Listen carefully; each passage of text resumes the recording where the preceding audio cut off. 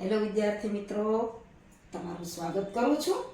હું લઉં છું ધોરણ 10 અને એની અંદર ગણિત, અને ગણિતની અંદર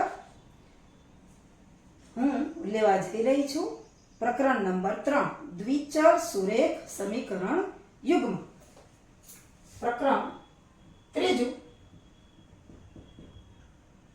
દ્વિચલ, જેમાં બે ચલો હોય અને સમીકરણ યુગ્મ એટલે કે સમીકરણો પણ બે હોય. દ્વિચલ સુરેખ સમીકરણ યુગ્મ. હવે દ્વિચલ જેમાં બે ચલ હશે અને સમીકરણ યુગ્મ એટલે બે સમીકરણોનું એક જોડકું હશે, એટલે કે બે સમીકરણો હશે. હવે આમાં જે ત્રીજું પ્રકરણ છે, આ પ્રકરણમાંથી તમારે પરીક્ષાની અંદર એટલે કે બોર્ડની અંદર 4 માર્કનું પૂછાય છે. આ પ્રકરણમાંથી એમાં જે તમારા 4 વિભાગ છે ABCD, એમાં વિભાગ A છે, એમાં દરેક પ્રશ્નનો 1 માર્ક હોય છે. વિભાગ B છે, એમાં દરેક પ્રશ્નના 2 માર્ક હોય છે. અને વિભાગ C છે, એમાં કોઈ પણ એક પ્રશ્નનો 3 માર્ક હોય છે. એટલે A, B ને C આ 3 વિભાગમાંથી આ દ્વિચલ સુરેખ સમીકરણ યુગ્મના દાખલા છે A, B, C 3 વિભાગમાં તમને પૂછાય છે. તો આપણે એના નિયમો જોઈ લઈએ. આલેખ દ્વારા પણ રજૂઆત છે, પણ આલેખ પૂછાતો નથી એટલે આપણે આલેખના દાખલા નથી કરતા, ફક્ત આલેખની જાણકારી જ મેળવશું. તો બે સમીકરણ જે છે એમાં એનું પ્રમાણિત સ્વરૂપ આપણે લખીએ.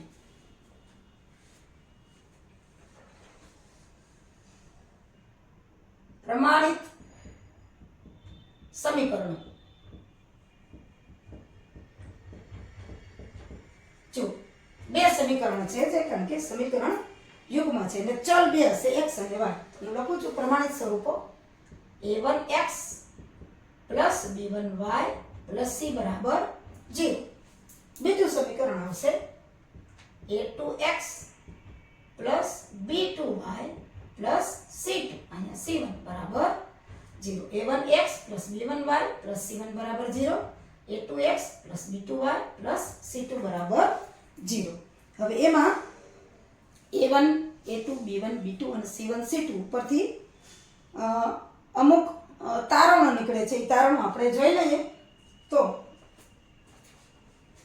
પહેલું જ આપણે જોઈએ તો a1 ના છેદમાં a2 બરાબર b1 ના છેદમાં b2 જો ન હોય, એટલે કે a1 ના છેદમાં a2 ઇઝ નોટ b1 ના છેદમાં b2 હોય, તો જે આ સમીકરણો દ્વારા જે રેખાઓ બને છે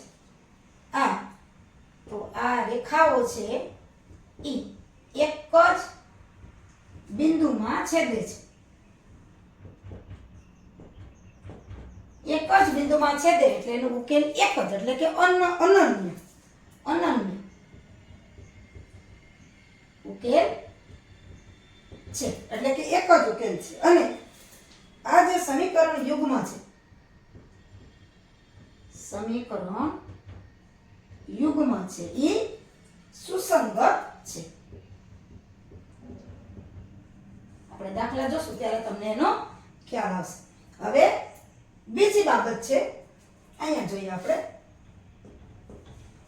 કે a1, a2, b1, b2 અને c1, c2 ઉપરથી જો a1 ના છેદમાં a2 બરાબર b1 ના છેદમાં b2 અને c1 ના છેદમાં c2 આવું જ્યારે હોય ત્યારે સમીકરણો, આ જે સમીકરણ દ્વારા જે રેખાઓ છે, આ રેખાઓ છે એ સંપાતી છે, એટલે એકની ઉપર એક રેખા છે. ટૂંકમાં બે એક જ રેખાઓ છે, રેખાઓ સંપાતી છે. અને આમાં જેમ કીધું એમ એક જ બિંદુમાં અનન્ય ઉકેલ છે, પણ આના અનંત ઉકેલ છે. આમાં અનંત ઉકેલ મળે છે.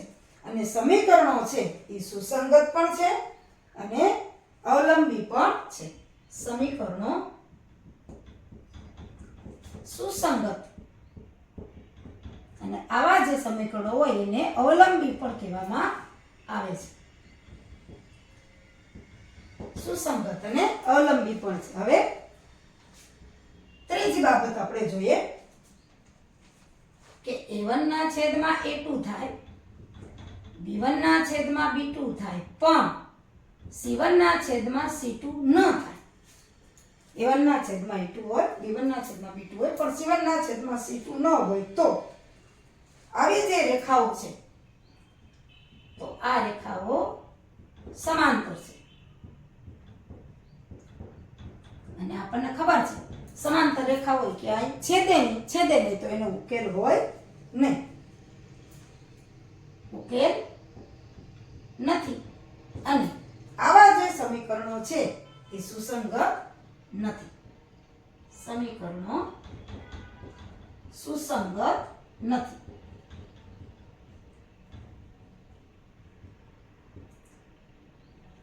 આ ત્રણ બાબત ઉપર જે દાખલાઓ છે એ આ પ્રકરણની અંદર આવેલા છે. એટલે આ ત્રણ બાબત તમે જો વ્યવસ્થિત સમજી લ્યો અને પાકું કરી લ્યો તો આ ત્રણ બાબત ઉપર સમીકરણોના ઉકેલ છે એ આવે છે. એ બાબત આપણે શીખી ગયા પછી હવે આપણે લઈએ છીએ સ્વાધ્યાય 3.1. જુઓ, તમારું પાઠ્યપુસ્તક ખોલો તો એની અંદર પાના નંબર 25 ઉપર સ્વાધ્યાય 3.1 આવેલું છે. એમાં બીજો દાખલો આપણે લેવાનો છે. નીચેના સુરેખ સમીકરણ યુગ્મથી બનતી રેખાઓ એક બિંદુમાં છેદે છે કે સમાંતર છે અથવા સંપાતી છે તેમ a1 ના છેદમાં a2, b1 ના છેદમાં b2 અને c1 ના છેદમાં c2 ગુણોત્તરોની તુલના કરીને નક્કી કરો. આપણે જે હમણાં ભણી ગયા એ જ આપશે. એમાં બીજો દાખલો છે, એનો પહેલો પેટા વિભાગ. જુઓ, પહેલું સમીકરણ આપ્યું છે 5x - 4y + 8 બરાબર 0. 5x - 4y + 8 બરાબર 0. અને બીજું સમીકરણ છે 7x + 6y -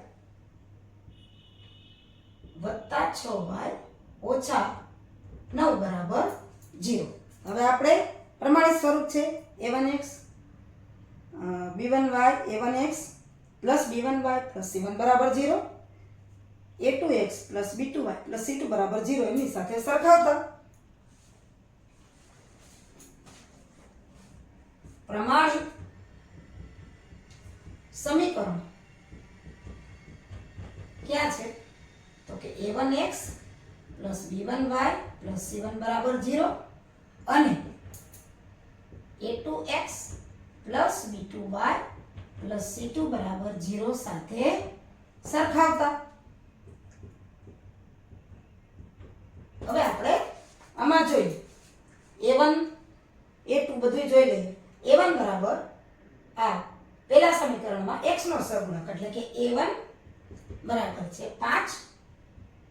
પછી b1 પહેલા સમીકરણમાં y નો સહગુણક એટલે કે b1 બરાબર -4 અને c1 એટલે કે પહેલા સમીકરણમાં અચળ પદ c1 બરાબર 8. અને હવે આપણે તે જ રીતે a2 b2 અને c2 ની કિંમત બીજા સમીકરણ ઉપરથી લઈએ. એટલે a2 બરાબર 7 છે, b2 બરાબર 6 છે અને c2 બરાબર છે -9 બીજા સમીકરણ ઉપરથી. હવે આપણે જોવાનું છે કે સમીકરણો છે એ એક જ બિંદુમાં છેદે છે કે બીજા બિંદુઓમાં છેદે છે એ જોવા માટે આપણે a1 ના છેદમાં a2 લઈએ. a1 ની કિંમત છે 5, a2 ની છે 7 એટલે આવશે 5 ના છેદમાં 7. એમાં કઈ છેદ ઉડે એમ નથી. ત્યાર પછી b1 ના છેદમાં b2 લઈએ.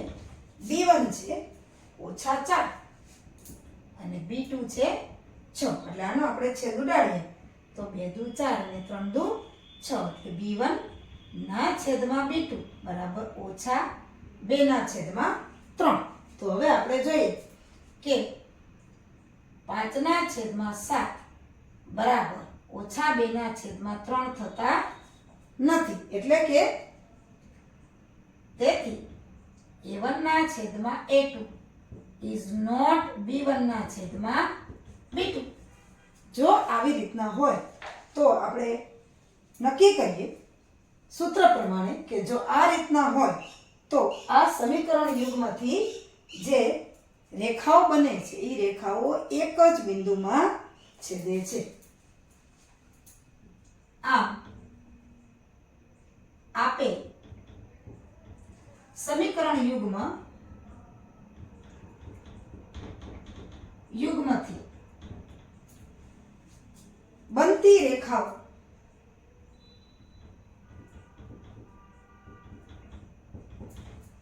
એક બિંદુમાં છેદે છે. એક જ બિંદુમાં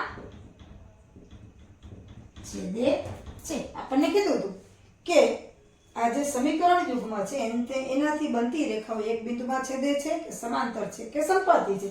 તો આપણે આના ઉપરથી જોઈ લીધું a1 a2 b1 b2 અને c1 c2 ની કિંમત શોધી અને આ સૂત્ર પ્રમાણે a1 a2 a1 ના છેદમાં a2 બરાબર b1 ના છેદમાં b2 કરીએ તો બે બરાબર નથી. જો આવી રીતના હોય કોઈ પણ સમીકરણ યુગ્મમાં તો આ સમીકરણ યુગ્મથી જે રેખાઓ બને છે એ એક જ બિંદુમાં છેદે છે. આ આપણો જવાબ છે. આ આપણી પાસે માહિતી. આ રીતે આવા દાખલા થાય છે.